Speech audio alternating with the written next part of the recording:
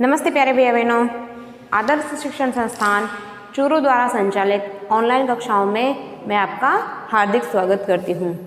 जैसे कि आपको सभी को पता है, मैंने आपको पिछले वीडियो में पाठ 1 पूरा करवा दिया है और उस पाठ के प्रश्न उत्तर शब्दार्थ वगैरह सारा काम पूरा करवा दिया है। तो आशा है कि आपने सभी ने अभी तक उस काम को पूरा कर लिया होगा, शब्दार्थ और प्रश्नोत्तर याद कर लिए होंगे।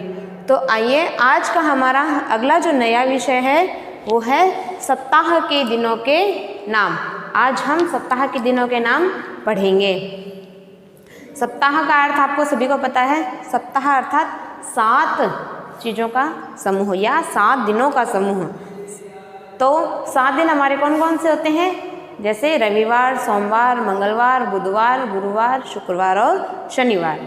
तो जो हमारे 7 दिन होते हैं उनको भी हम संस्कृत में कुछ ना कुछ कहते होंगे। तो आइए, आज हम संस्कृत में सप्ताह के दिनों के नामों को पढ़ेंगे। तो देखते हैं। सबसे पहले है रविवासरः।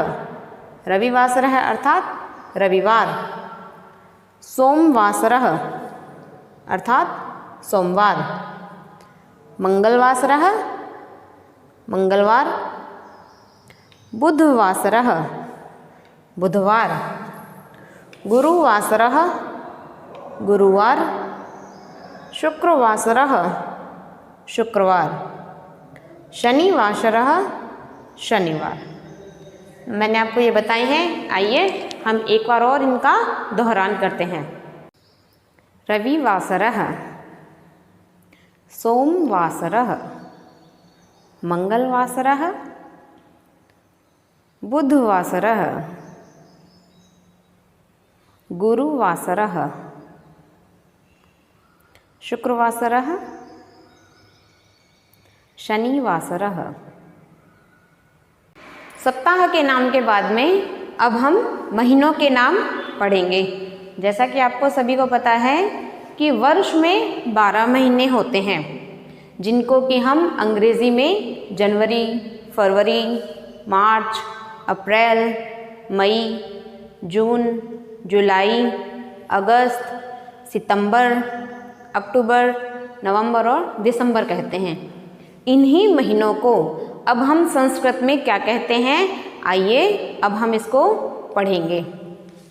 तो देखिए, सबसे पहले चैत्रः, वैशाखः, ज्येष्ठः, आषाढ़ः, श्रावणः, भाद्रपदः, आश्विनः, कार्तिकः, मार्गशीर्षः, पौषः, माघः और फाल्गुनः। जैसे कि ये आपको 12 नाम मैं आपको बोर्ड पे लिखे हुए दिख रहे हैं। तो आपको ये भी पता होगा कि आपकी जो दादी जी या नानी जी हैं वो इन्हीं नाम को बोलती हैं। जैसे मैं आपको जैसे चैत्र वैशाखः बता रही हूँ, तो वो बोलते हैं चैत, वैशाख, जेठ, आषाढ़। इस तरह से आपने उनको भी बोलते हुए सुना होगा। वो नाम संस्कृत से ही लिए गए हैं और एक तरह से हमारी जो दादी नानी जी या हमारे से जो बड़े हैं वो इस प्रकार से इसको संस्कृत के रूप में ही बोलते हैं। तो आइए अब हम एक बार इसका दोहरान करते हैं। चैत्रः, वैशाखः, ज्येष्ठः, आषाढ़ः, श्रावणः, भाद्रपदः, आश्विनः, कार्तिकः, मार्गशीर्षः,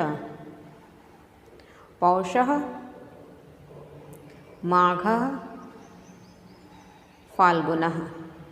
तो हमारा ये जो पढ़ाई से संबंधित विषय था वो मैंने आपको बता दिया है। तो अब आपको पता है कि मैंने आपको पिछले वीडियो में बताया था कि मैं आपको छोटे छोटे नामों के आधार पर संस्कृत को हम कैसे बोलने में ले सकते हैं, कैसे उसका वाचन कर सकते हैं, वो बताने के लिए मैंने आपको कहा था।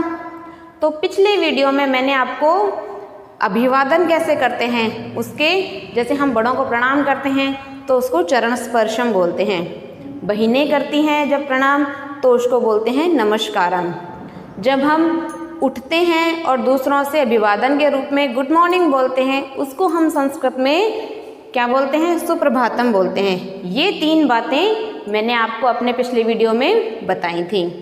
तो आइए अब हमारा जो आज का वीडियो है उसमें मैं आपको बताने वाली हूँ आगे की बातें, जिससे कि हम उठने के बाद में अपने दांतों को या अपने शरीर को पहले साफ़ करते हैं। तो सबसे पहले हम दांत साफ़ करते हैं, और दांत साफ़ करने को जब हम इंग्लिश में कहते हैं ब्रश करना, या फिर तो उसको संस्कृत में हम कहते हैं दंत धावनम। क्या कहेंगे हम उसको? दंत धावनम, अर्थात दांत साफ़ करना। जब हम दांत साफ़ करते हैं उसके बाद में हम नहाते हैं, उसको हम कहेंगे स्नानम।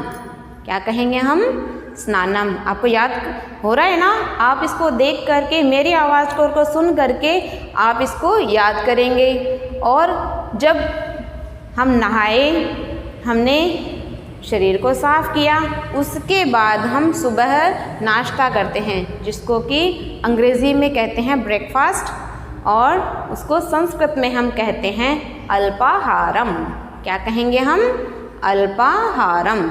अल्पाहारम अर्थात अल्प आहार। ये 2 शब्दों से मिला हुआ है, जैसे अल्प अर्थात थोड़ा और आहार अर्थात खाना।